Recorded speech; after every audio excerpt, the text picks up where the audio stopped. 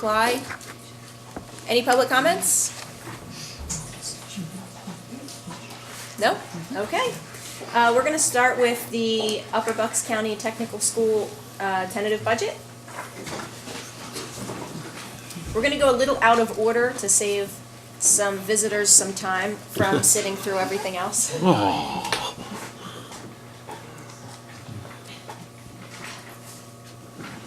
Tentative budget.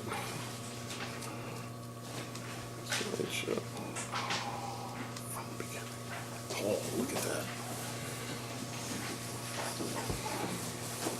Good evening, everyone. My name is Jeff Sweet. I'm the Executive Director at the Upper Bucks County Technical School. I don't think I know just about everybody in the room.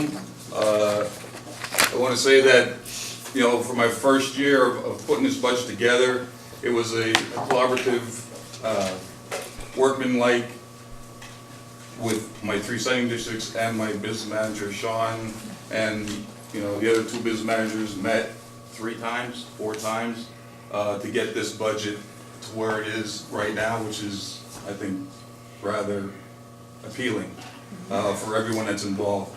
You know, and we'll go through it. I'll give you some of my ideas and some in the future, what we're going to look at, you know, down the road for Upper Bucks.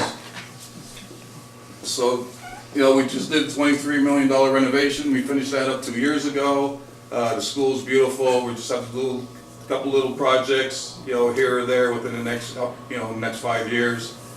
Our participating joint operating committee, 3 schools, Palisades, Pennridge, Quakertown. Some of our goals for the 2019-20 school year: we want to become a benchmark facility operations with cleanliness and maintenance. We have a beautiful facility. We're going to keep up on that. I'm a stickler to make sure everything's right all the time. Provide a sound fiscal management and support services. We started that this year, you know, working with our 3 sending districts, business managers, and Gail, my business manager, to come up with a sound fiscal funding formula and budget for our school. We want to enhance the image of Upper Bucks County Technical School and career and technical education through the effective use of mass media. We're going to be doing some marketing. We're going to be upgrading our website. It's been an issue now for the last 2 or 3 years, and the board members have made comments to that. So we're working on enhancing that as well. We want to enhance our adult learning programs. I'm hoping to start my CDL program, you know, sometime in mid to the end of April or May. You know, we're going to try to get at least one program, get that program rolling to bring up, you know, adult learners. We want to increase education opportunities for students in our community by continuing to implement and expand innovative programs at Upper Bucks. So we received a workforce development STEM grant of $63,000, and we're going to be running 2 summer camps, STEM camps for elementary students and middle school students. We're in the process of putting those together right now. So when the dates come out, I'll be sending a flyer out to the 3 sending districts. So it's going to be sometime the end of June and probably the 2nd week of July. It'll be a 4-day camp. We'll have, you know, I have volunteers. My teachers are stepping up. We're going to have a lot of STEM activities, electromechanical projects, carpentry projects, baking projects, cooking projects. You know, we're working on that now, so I'm hoping to finalize that within the next week or so. The other adventure that we started a few months ago, is our food truck initiative. Sad to say that Bethlehem Areaville Tech will be the first food truck. And that kind of hurts me because they stole my idea. The idea originated at my old school 2.5 years ago. We did a presentation. That was my downfall. We did a presentation at a conference, and he stole that idea. I was with the director last Friday at a director's meeting, and, you know, I said, Adam, what's going on here? Because now he's gonna have rolling out, he's coming from Canada. The beauty of it is, though, he paid twice as much as what I paid. So we're gonna be all right. But the food truck initiative, that's gonna be a great, you know, marketing tool for my students, for my 3 districts. My my culinary students, my baking students are gonna be preparing the food. So if you haven't come up into the Upper Bucks County Technical School for lunch, I invite you to come over and try one of our lunches. I invite you to come and buy a pie or a cake, cupcakes, cookies. I don't eat that stuff, you know, but they tell me it's fantastic. It's And- fantastic. Yeah. So, you know, you're more than welcome to go up there, look at our website, and it tells you the dates when they're open and what they are serving for the day or for the week. So, you know, I encourage you to come up and taste some of the cuisine that we'll be using on our truck. My culinary, or my electromechanical program will be wiring it up. They'll be putting the lights in, they'll be putting sound system in, they'll be tracking so you can follow us where we are, you know, on a daily basis. I received a SLIP grant, again, of probably about $33,000 to help pay or supplement 25 to 30 students to work over the summer of a $600 stipend. So that's, it's all starting to come together. I have, right now I collected around $21,000 worth of sponsorships. I have $12,000 in my hand, and I have IOUs in the other hand. So we're chasing at that, but for a total of $21,000. So the total cost of the truck is $40,000. Did not pay 1 cent of taxpayer money, not 1 cent. So that's the beauty of this vehicle. And when we go out there, I have to talk to our solicitor and Gail, and you know, our kids came up with a great slogan, cuisine for a cause. I have to make sure it's not patented. So once I get through that, and we'll patent it ourselves, then they want to at least donate a percentage of our proceeds to a worthy cause, such as breast cancer awareness, you know, Toys for Tots. We're gonna have themed menus throughout the year. So if we're, you know, in Pennridge for a fall, whatever, we'll have, you know, what do they have in the fall? Pumpkin. Soups, we'll have pumpkins, we'll have soups, we'll have, you know, anything and everything. So Pumpkin pie. I have 3 of my chefs are working on menus. We have to come up with a signature dish or a signature, you know, something that is gonna take us apart from everybody else. And from what I understand, tech noodles, I don't know if anybody have heard of those things. They said they're pretty good.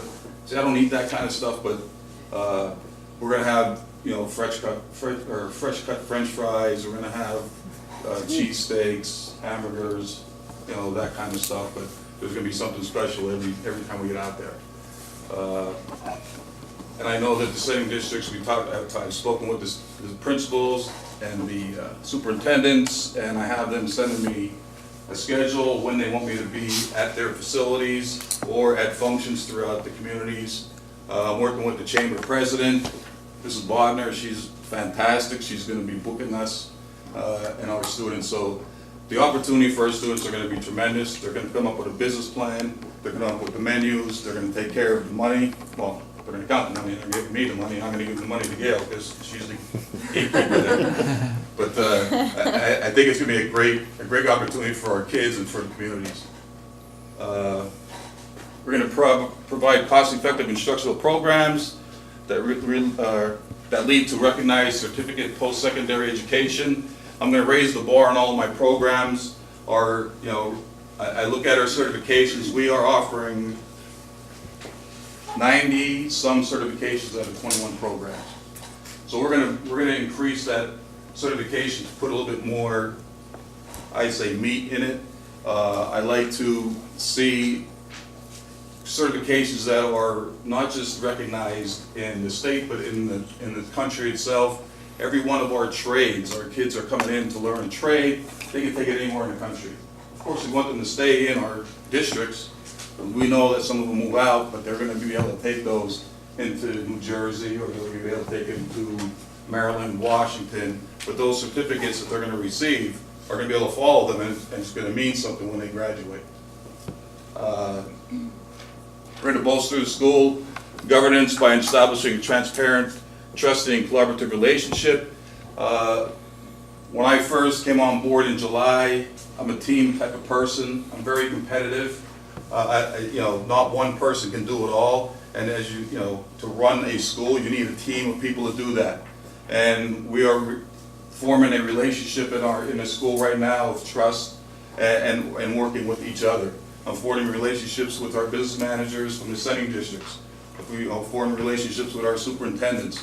So that's my goal, to make sure that we're all working together, because your students are my students. And I want to take care of your students, because when they come to my building, they're all my students.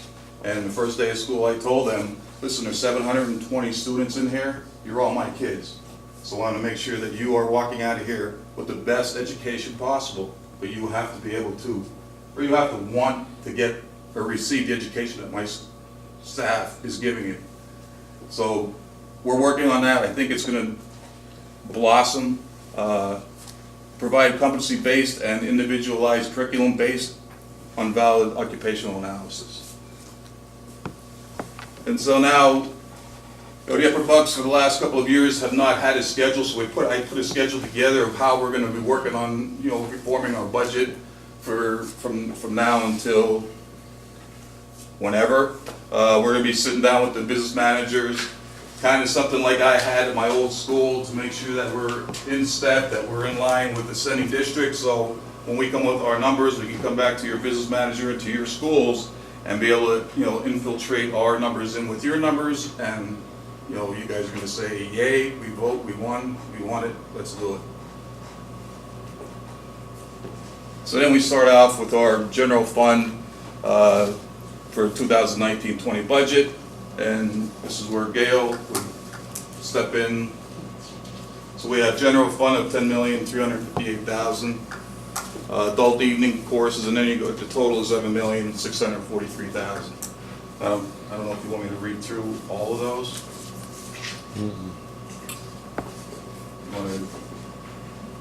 So 2019-20 operating support, the budget of 2020, the increases and decreases for each one of the districts. And here you are, Pennridge green in the middle, operating support for actuals of 18 and 19. And then our total revenues for the year would be $10,358,000.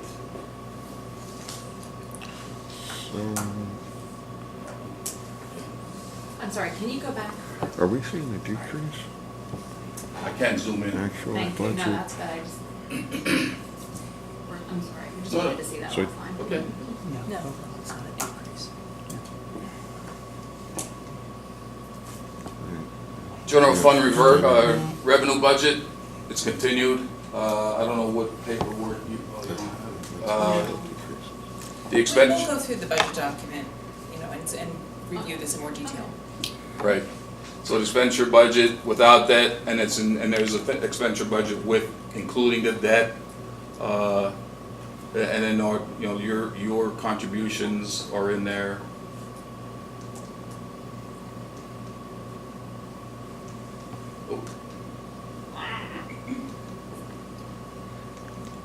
Okay, all right, there we are. Member district contribution calculation, the total operating revenue needed without debt, and then the net amount due from the school districts without debt is $6,728,000. And here we are with the calculation, the ADM percent of the operating budget. Pennridge is at 37.44%.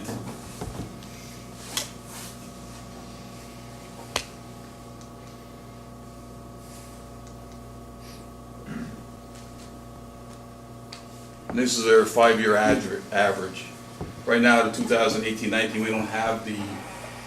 don't have the actual numbers until June. We thought about coming up with maybe a date. You know, we talked about, you know, the business managers and ourselves, we sat down, we're trying to figure out if we should come up with a date prior to June to get more of an actual number. So as you see, we're just using what we had previous year.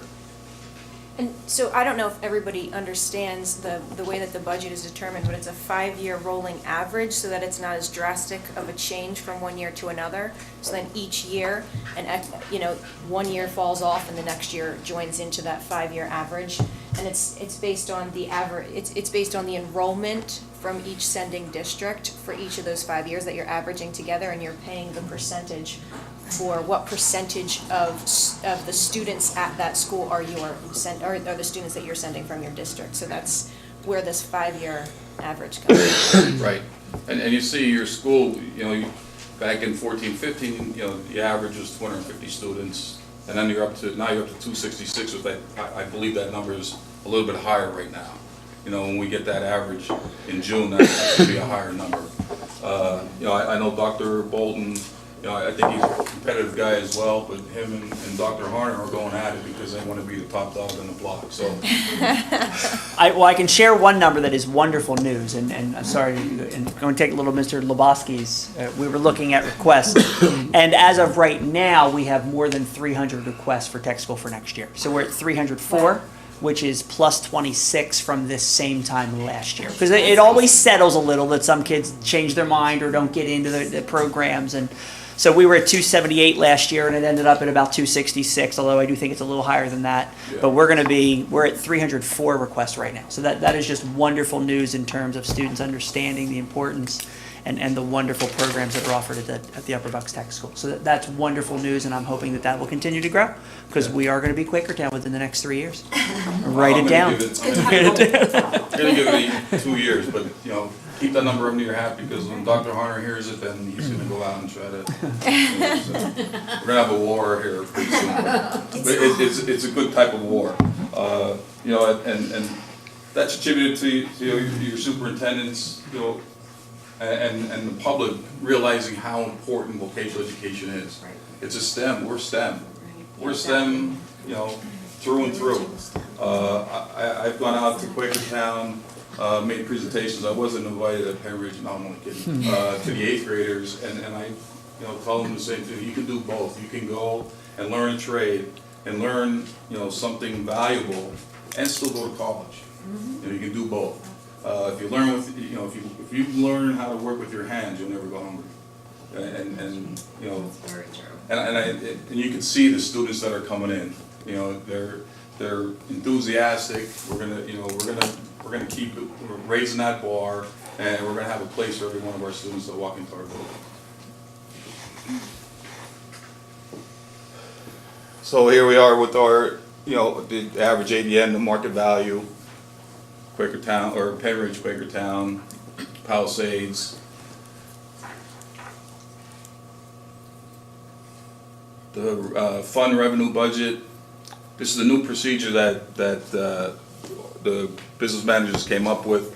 Gail, would you walk us through this real quick? Yeah, I think can we perhaps look at revenue in a little more detail, and then we can segue into what this formula means.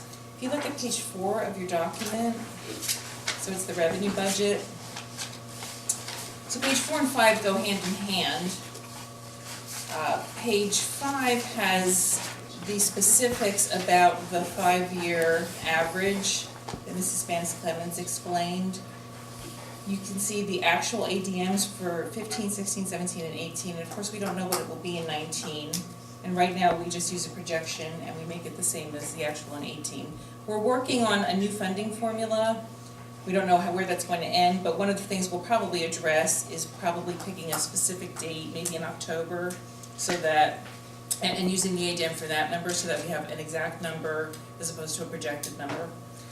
So what happens with this 5-year average is that every year, one of the 3 schools ends up being the highest owing school, and then of course you have number 2 and number 3, and that changes year to year, depending on how many more students or fewer students a school has sent.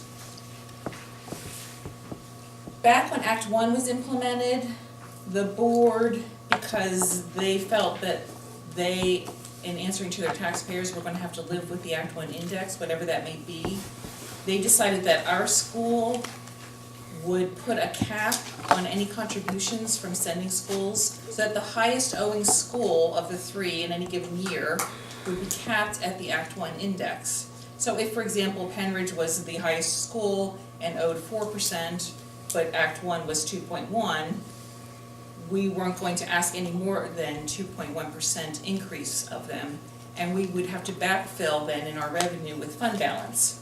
Over the last 12 years, give or take, we found that the sending school contributions were actually decreasing. The last 5 years, the funding formula has yielded a decrease in overall sending school contributions year over year.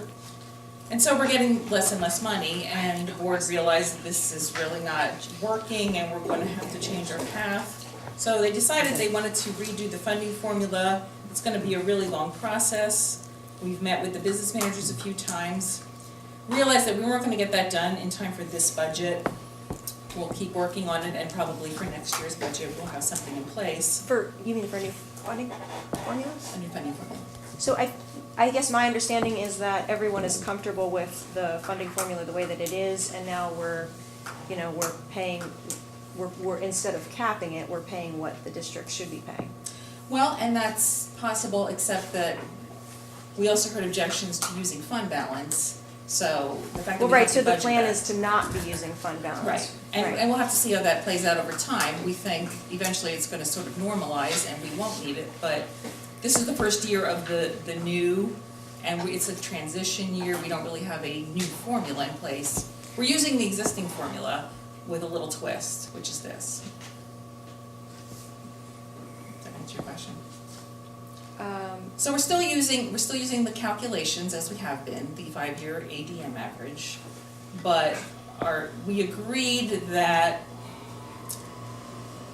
because we budget, we have a lot of unknowns, and we don't, obviously, like any school district does, you don't know what's gonna come down the pike.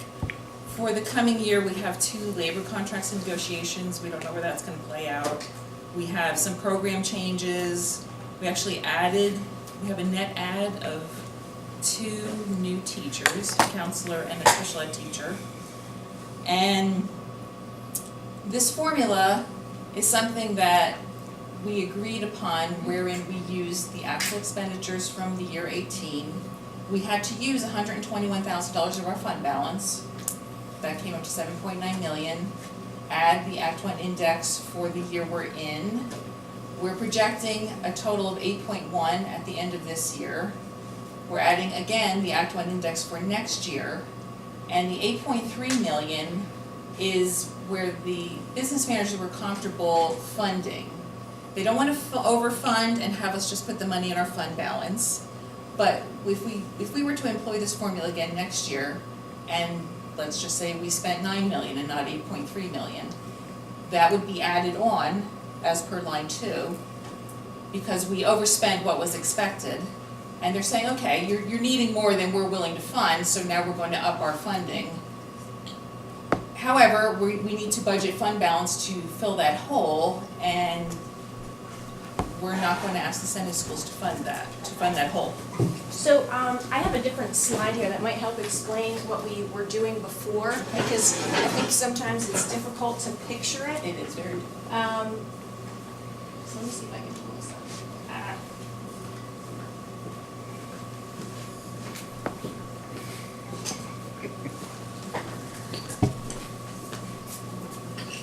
Which? Is this? That's pretty. You're part of this work. Food truck. All the roles are trying to show different And then we'll need to go back.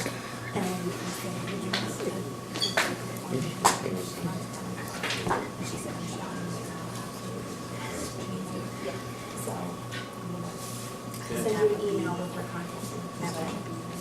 And she said,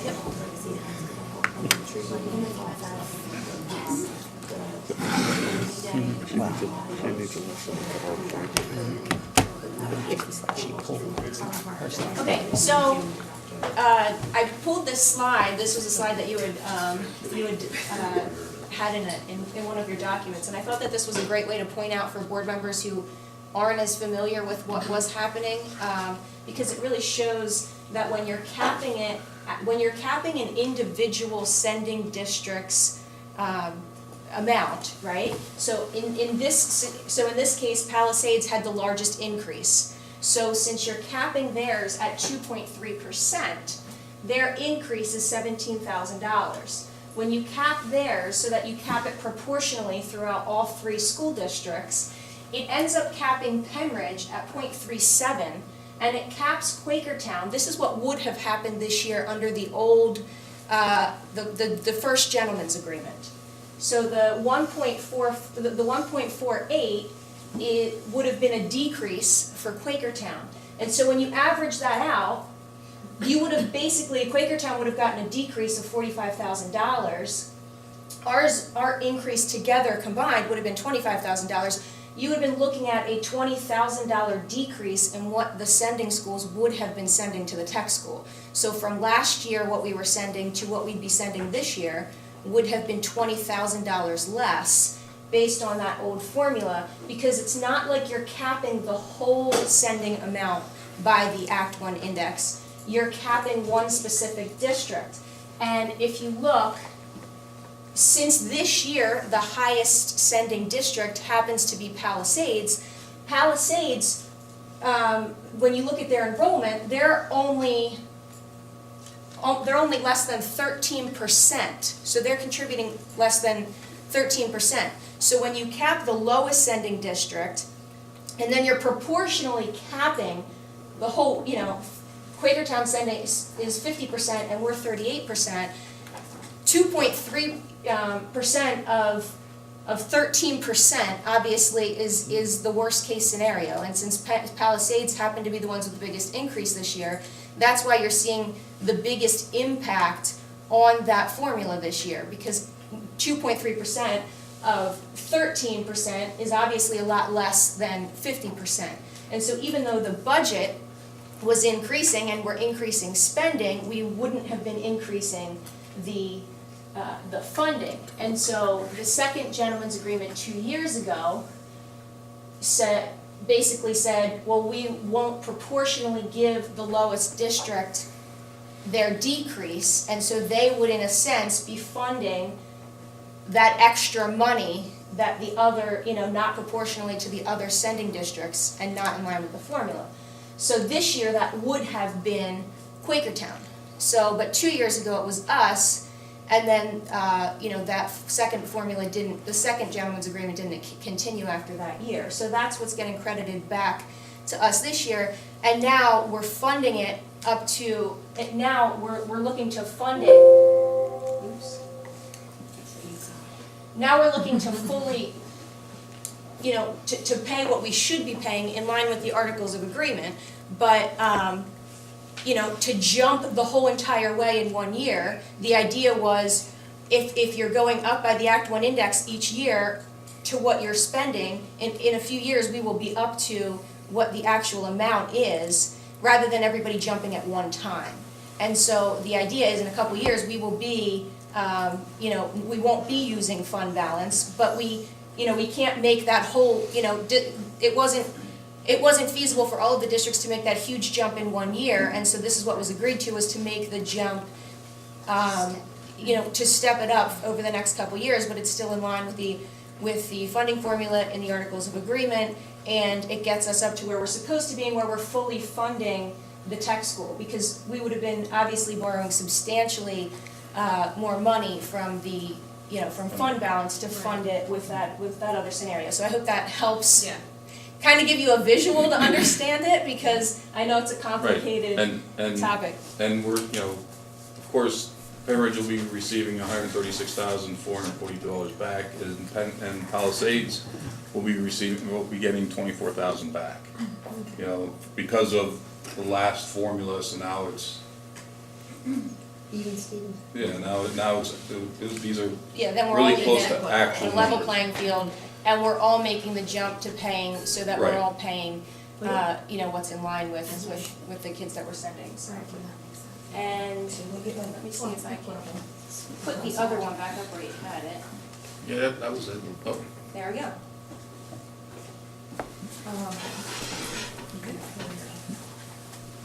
Thanks. okay. So, that's where we were.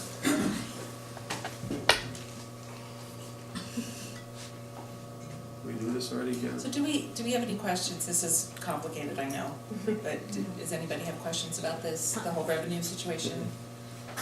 Again, we're gonna continue to work on a funding formula. The board may not wanna change anything, that may end, but, the plan is at least to keep talking about it and then see where the board wants to go. This is a sort of transition year, and this is what we agreed to do to get us through, as Mrs. Banis Clemens said, not have an enormous jump in 1 year. And we think it's gonna normalize and probably we won't need fund balance in a few years. Because I think the discussion was that the funding formula itself was always fair when you take away the agreements that were underfunding it. So once those go away, we're all funding it fairly between all of us, and the 5-year, the 5-year average at least minimizes how much of a jump each district would get if they're for their increases, which we may be, based on the numbers we were just hearing, we may be the highest increase next year, so. Yes. Well, and whatever it is, I think we should pay it. That's my belief, is that if we're going to say that we are the 3 sending school districts to this tech school, and it's something we believe in, we should be just paying what we owe. To do anything else doesn't make sense. So I hope that this is what is proposed. Ms. Capuano, that bottom line, I'm sorry, I just have one question. Back there it says the amount to budget from the fund balance, the $700,000, that bottom line. What is the current amount in the fund balance? Like, what roughly, we don't need The the current dollars. balance of the fund balance? Yes. It's about 3.3 million, 3.2 Okay. maybe. So when we talk about if that whole $700,000 were to be needed, there still would be about $2.6 million in the fund balance. Yes, and there's actually a Right. slide 1 or 2 after this, which talks about the status of the fund balance and where we think Oh, we're gonna great. end up. Right. Perfect, thank you. Okay. So just the calculation, am I going the right way? Oh, no, I'm going right, okay. All right, so proposed operating budget would be 9 million, total 7,634,000, less revenue other sources, 1.4 million. So less budgetary or budgeted use of fund balance at 750,000, and 200,000, which is sending school contribution, would be 6,000 or 6,728,000. So, am I going the right way here? Yeah. So this just shows, talks about the refund, or the prior one did, and talked about the refund from 2 years ago, Right. when those schools were due for a decrease, but they did not get a decrease, they paid the same amount they had paid the year before. Right, and so since Quakertown has the 50%, when you're capping them, obviously, that's what makes the difference, and why then we had 2 schools that ended up taking a decrease, because you're capping 50% of the budget. So here's the fund balance slide. So to begin the year, we had 3.3 million. I'm estimating 150,000 just based on the fact that last year it was 120,000, and we had some, we had normal expenses this year, but we did have some things that we didn't plan on buying, like some new furniture was needed, etc. That's just an estimate, don't really know where that's gonna land. So taking that into account, we think our ending fund balance will be 3.2 million. We're budgeting 905,000 in next year's proposed budget. We have the refunds to the 2 schools, and we will ask to transfer $1 million of that fund balance to our capital reserve, because we're down to about $250,000 in capital money. That's all we have. So we need to fund that. We have projects on the books. And therefore, if all that comes to pass, then our ending fund balance would be 1.1 million, which would be about 11% of our proposed budget.